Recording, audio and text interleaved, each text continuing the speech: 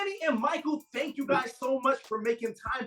I don't know who does interviews after their films already come out, but you guys are down and ready to do it. So thank you. Of course, you know, our competition's Barbie and Oppenheimer. We're ready to go. We'll talk about this movie all day. Also, flattered that people talk to us. Yeah. People want to ask questions about it. We're so happy to. We'll do 100 a day. And there's a big old shark that nobody really cares about anymore. But anyway, there's a shark in the theaters now too. And there's like a little bit more competition, but it's all good because all we care about is like the hand motions, right? So let me get right into it. All jokes aside, I gotta ask you guys both, who's signing more autographs now with this immediate box office success? Is it Danny or Michael? Who's doing all the autograph signing? Oh my God. When we get asked to do an autograph, I get Danny to do the first one because he writes RackaRacka. My handwriting is so bad. I'm like, you write it, and then I'll just do even my signature is so bad. And I'm like, the lamest signatures. I don't know. People ask. I literally copied my dad's signature. I feel like it makes whatever the word is of something like less. Yeah, I'm actually surprised you guys don't just have like a stamp or like even like just bring the hand and like put like a fingerprint. Like that's like the new. Oh my God! Idea. Like yo, merchanting ideas. But no, some serious questions. I do want to ask you guys because obviously people know about your RackaRacka account. We saw that dope 13-minute video that was super emotional, man. Just kind of about this whole journey you've been on. And I do want to ask, this is jokey, but kind of serious at the same time. There were 3 massive crying moments. There was the moment that you found out, oh my gosh, A24, what the app, they bought the movie at Sundance. There was the big family reveal, right? Dad even like let loose some like super dad tears. And then Sophie's reaction, I was shocked. Like she got down to the ground, she was in the kitchen, and you're like, you're gonna be a fucking star, Sophie, you're gonna be a fucking star. So out of those 3 moments of crying-filled moments that had me like, I didn't cry, but like I was like super like holding back, right? Out of those 3 moments, what was the biggest, like longest duration of crying to the least? So out of those 3 moments, how do we rank them? I think that the least crying is when I look in the mirror every morning and one tear just goes down. No, I don't know what you're sorry to just, I don't like the appearance. Just a quick cry and then I go. He's talking about the 3. Take the 3. I don't know what you're talking about. I know. Oh my gosh, I know. I love that joke.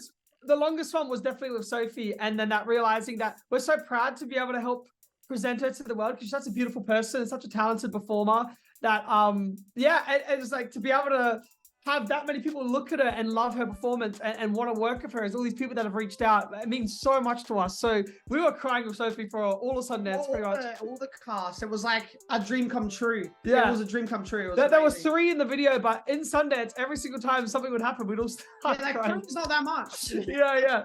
Because I ran the altitude, no sleep. So remember when A24. Jordan Peele texted us, the Jordan Peele FaceTime me, and I was like, oh my God. And I started getting emotional, and then I quickly passed the phone over to Sophie. And Sophie's like, oh my God. And then we hung up and we just all started crying again. I love it. No, I love it, guys. And let me ask you, and again, I have a gazillion questions. We're going to try to squeeze as much in within like the next 5.5 minutes. But I do want to ask you, with Sophie, number one, it's such an Australian vibe. And of course, with the Australian roots, there's so much pride attached to this film. And kind of going to your point about Sophie, I feel almost like there could be that ripple effect like what we've seen with Jenna Ortega, right? She was in the X movie by A24, blows up with the Netflix series, acting like her IG went crazy. She's an iconic, she's like the next, Selena Gomez type. I feel like Sophie with those signature eyes too, and just how she killed it along with Miranda and so on with the film. This is gonna like just skyrocket, right? Yeah, we hope so. We want nothing but the best for Sophie. It's like every day on set, every shot in the end, like looking at it, it's like there was never any bad takes of Sophie. Anyone who works with Sophie will like see why we chose it. Like we lost $1 million out of the budget for casting Sophie because she wasn't a big name. It's like she is. You guys just don't know it yet. Like watch, like she's the best. She she just understands the subtleties of every human emotion and plays it so much empathy, so authentic. Like she's like the greatest. Like. I feel our next movie, I'm kind of nervous because if we don't have Sophie, whoever's acting the lead, they've got big boots to fill. Yeah. For sure, for sure. And you know what, kind of bringing it back to the whole A24 thing. And I did want to ask you guys, this is a one and done, but I know by this point, everyone knows there's prequel talk, there's sequel talk. Like, we already filmed the prequel. So, like, I know you guys have already addressed that. But just talking about A24, just like that reaction was so authentic. You know, you could have went so many different other ways, but what is it? And I know you guys have answered this in so many different ways, but A24, that stamp, especially with this being your debut film, how much pride is attached to having A24 with that? It's we feel undeserving. We feel like we're terrible directors. No, it's just like with like, and we're at this party with all the A24 people, and like we're just sitting there. There's all these prestigious directors and stuff, and we're like, we shouldn't be here. That's sort of we just feel dumb. We feel like imposters. Yeah, but we're so happy. Like, I feel bad for them every time we go to the office. I raid their office and take their merch, and like I just love their merch. It's just like, A24 is something we've always looked up to. It was jokes we always made in the edit. Like, that's not very A24 of you to linger on that shot. Things like that. Like, we just love them so much. To have them approach us at Sundance was like the most surreal feeling ever. And then, like, yeah, we're so happy to be part of their family. No, absolutely. And let me ask you guys, you know, with the whole, it's 10 years now, RackaRacka, right? Yo, 10 years anniversary of 2013 to 2023. I wanted to ask you guys, because I know a lot of the positive reviews have come from just, oh my gosh, the graphics, the scenery, it's so amazing. I feel like that signature stuff you guys have just done on your own, and it just has blown up. And to kind of have it on this mainstream level, and people like get introduced to you, and then when they do their research, and they're like, oh my God, these guys are legends on YouTube. They have so much other stuff. They've been around for longer than I even realized. How much is the RackaRacka signature applied to the film?